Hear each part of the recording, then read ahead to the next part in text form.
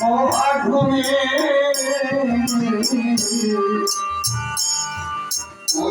অতিবতীত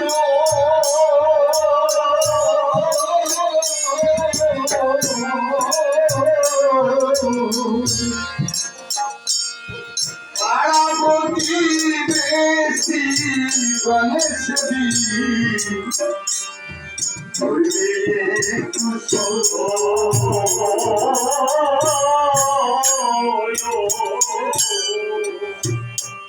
আমার মাঝে আমার দাদা বসে আছে মঠকে চালিয়েছে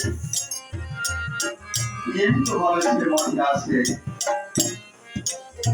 এবং সে প্রতিনিয়ত সাধু সঙ্গের উপরে থেকে যেদিন আমাদের মাঝ থেকে সে চলে যাবে আজকে মাঝ থেকে যে হারিয়ে যাক না কেন আমিও যেদিন হারিয়ে যাবো সেদিন সবাই একরকমই মনে করবে। এই যে গত বছর বৈশাখের 7 তারিখে ডুমুরিয়া নাম হচ্ছিল, আমি সন্ধ্যা আরতি করছি, আমার সাথে আমার দাদা সেখানে আমার ভাইপো কার্তিকের ছেলে ওর বিয়ের বউ পাচ্ছিল। তো সেদিন সন্ধ্যা আরতি করছি, আমাদের গ্রামের একটা ছেলে ফোন করেছে, ওকে আগে আমাকে ফোন দিয়েছে পাইনি বন্ধ। আমার ছেলে হেমন্তকে ফোন দিয়ে বলছে যে বাবা তোমার বাবা কোন জায়গায়? বলছে বাবা ডুমুরিয়া এখানে। বলছে তোমার বাবা স্ট্রোক করেছে।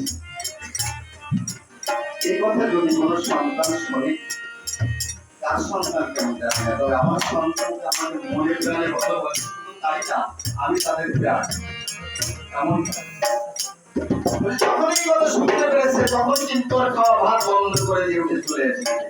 বাবা বলতে হবে বাবা আমি একবার করছে না, আমি ফোন করে কিন্তু সন্ধ্যা করছি। এমনি করে জানতে জানতে বাড়িতে অলরেডি কান্নাকাটা শুরু হয়ে গেছে, আমি স্ট্রোক করেছি শুধু নয় আমি মারাও গেছি।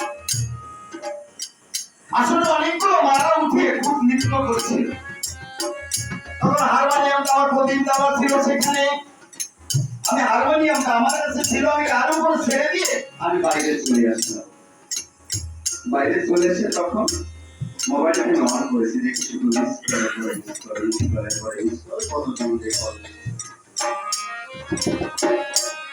তখন আমাকে ফোন দিয়েছে, আবার ফোন দিয়ে বলছে বাবা কি হয়েছে? বলে বাবা তুমি কোথায়? আমি ডুমুরিয়া, আমি সন্ধ্যা আরতি করছিলাম। বলছে তুমি ঠিক আছে? বলে ও কেটে দিয়েছে। আমি মনে করেছিলাম একটু নাম শুনি, তখন কেটে দিল। ফোন হয়ে গেছে, কারণে কেমন লাগে, তখন মনে করলাম ঠিক আছে আমি চলে আসলাম। তখন বাইরে আমি ভেবেছিলাম আমার নগদতলা পাখিটি এসে গেছে, কখন জানি ডাক্তার চলে যাবো।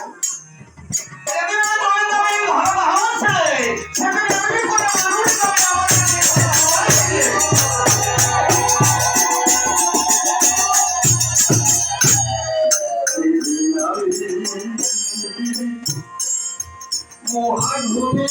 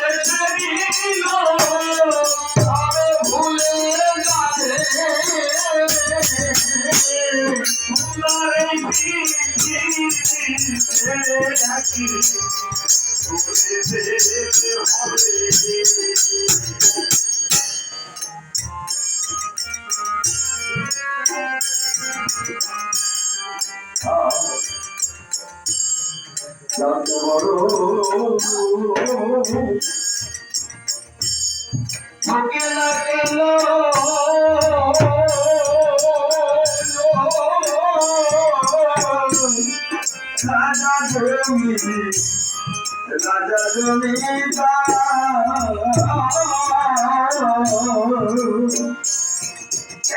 ঘোড়া